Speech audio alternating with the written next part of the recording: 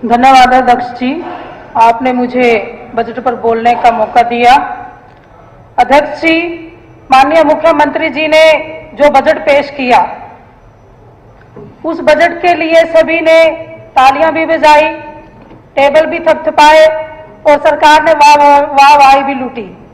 लेकिन मैं कहना चाहूंगी, जो माननीय मुख्यमंत्री जी ने जो बजट पेश किया वो बिल्कुल निराशाजनक रहा और निराधार रहा। बजट में बात कही गई कृषि की, बजट में बात कही गई युवाओं के लिए, बजट में बात कही गई शिक्षा के लिए और चिकित्सा के लिए, स्वास्थ्य के लिए। मैं यही कहना चाहूंगी कि बजट में कृषि को हमारी अर्थव्यवस्था की रीढ़ की हड्डी कहा गया और शिक्षा और स्वास्थ्य को इसकी दो भुजाएं कहा गया। लेकिन मैं आपसे यही कहना चाहूंगी कि आज हमारे हरियाणा प्रदेश में हमारे कृषि करने वाले किसानों की क्या हालत है। आज हमारे किसानों को समय पर न खाद मिल पाती है, न बीज मिल पाता है और न ही किसान की कोई जायज मानी जाती है। तो ये कैसी कृषि का प्रावधान है।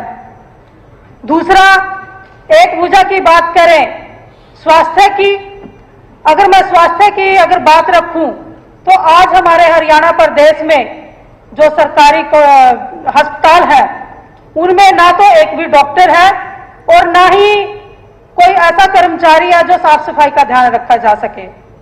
तो मैं आपके माध्यम से माननीय मुख्यमंत्री जी से कहना चाहूंगी कि सरकारी हॉस्पिटलों में डॉक्टरों का प्रबंध कराया जाए जिसमें लोगों को सहूलियत मिल सके।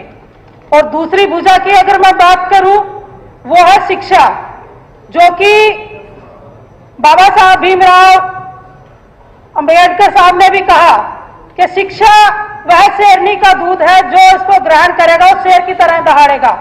लेकिन आज हमारे हरियाणा प्रदेश में शिक्षा का स्तर इतना गिर चुका है कि शिक्षा के वजह से आज हमारा युवा बेरोजगार घूम रहा है, किसी के पास नौकरी नहीं है। आज हरियाणा में 487 ऐसे स्कूल हैं जहां एक भी टीचर नहीं है।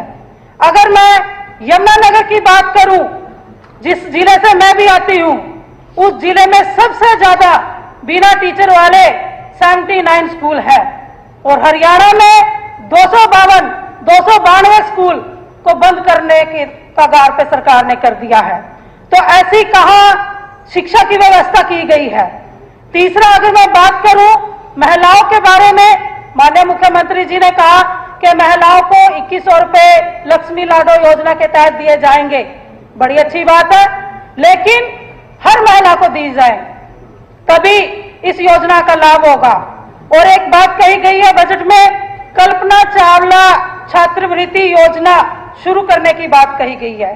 अध्यक्ष जी, मैं आपके माध्यम से माननीय मुख्यमंत्री जी से यह कहना चाहूंगी कि जो छात्रवृत्ति पहले से स्कूल और कॉलेजों में दी गई है, देने की बात कही गई है, मेरा प्रश्न भी ये लगा था, वो छात्रवृत्ति आप उन बच्चों को टाइम से दें ताकि उनका स्कूल का कॉलेज का काम जो है वो सुचारू रूप से हो सके।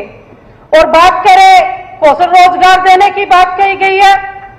कौशल रोजगार में मैं माननीय मुख्यमंत्री जी से यही कहना चाहूंगी कि इस कौशल रोजगार में SC, ST, OBC को आरक्षण देकर इनको स्पेशल से रोजगार देने का आप काम करें। और बात करें नशे की, आज हमारे हरियाणा प्रदेश में नशा इतना ज्यादा बढ़ चुका है कि आज हमारे युवा इसकी गिरफ्त में आ चुके हैं।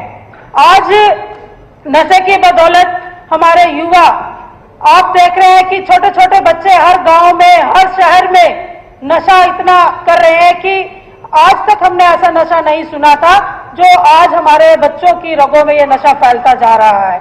और ये मैं कहना चाहूंगी कि जिला अगर यमुनानगर की मैं बात करूं, मेरे गांव में जो आसपास के गांव है, छोटे छोटे बच्चों के माँ बाप आते हैं कि हमारे बच्चे नशे की गिरफ्त में है। क्या सरकार को ये नहीं पता कि इस नशा कौन बेच रहा है और किसके संरक्षण में नशा बिक रहा है? इसकी ओर भी आप ध्यान दें। और अध्यक्ष जी, बात करें कानून व्यवस्था की, जिला यमुनानगर की ही बात करूंगी।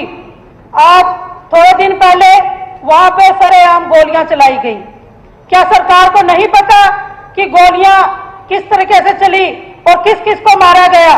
सरकार को सब पता है, सब मिली भगत है। जब पुलिस के चौकी इंचार्ज वहां होते हैं, सब कुछ होता है, तब भी गोलियां चलाई जाती हैं। और अध्यक्ष जी, मैं बात करूंगी खनन माफिया की। खनन इतना ज्यादा बढ़ चुका है, जिला यमुनानगर की बात करूं या अन्य जिलों की बात करूं तो सभी जगहों को खोद कर डाल दिया गया है। मैं यमुनानगर के साथ हमारा क्षेत्र सढौरा पड़ता है, मेरी विधानसभा, उसी की ही बात करूंगी। मेरे सढौरा क्षेत्र में गांव भट्टूवाड़ा पड़ता है सर, और भट्टूवाड़ा की जो पंचायती जमीन है जिसमें अवैध खनन किया जा रहा है, यहां तक कि गौचराम की भूमि, यहां तक कि शमशान घाट की भूमि, वो तक नहीं बख्शी गई, उसको भी अवैध खनन करके फाड़ा गया है। और यह किसकी बदौलत हो रहा है?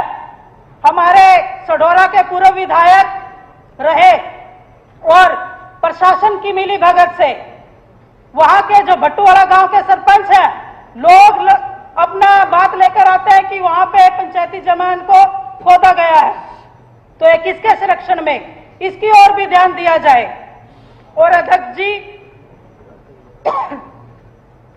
मैं एक बात और रखना चाहूंगी, प्रदेश में अनुसूचित जाति जनजाति का सही से उत्थान हो, इसके लिए संविधान में भी विशेष प्रबंध किया गया है। अध्यक्ष जी, थोड़ा टाइम और लूंगी, अपनी डिमांड्स रखूंगी। और 2013 में केंद्र की तत्कालीन सरकार ने अधिसूचना जारी की थी, इसमें विधेयक का गठन अलग से बजट दिए जाने का प्रावधान सुनिश्चित किया था और अनुसूचित जाति के लिए, जनजाति के लिए बजट दिए जाने की बात कही थी। मैं आपके माध्यम से माननीय मुख्यमंत्री जी से यही कहना चाहूंगी कि अनुसूचित जाति के लिए विकास के लिए, उनके विकास के लिए ये बिल लागू किया जाए, ताकि इस बजट राशि को न तो किसी अन्य योजना में तब्दील किया जाए, और सर जो राशि दी जाती है SC, ST, OBC के लिए, उसको अन्य किसी योजना के तहत उसको चेंज कर दिया जाता है और अन्य किसी योजना में उसको लगाया जाता है, और 31 मार्च के बाद ये पैसा लैप्स भी हो जाता है। तो मेरी माननीय मुख्यमंत्री जी से अपील है कि इसका सदुपयोग हो और SC, ST, OBC के लिए ये बिल लागू किया जाए, ताकि उनको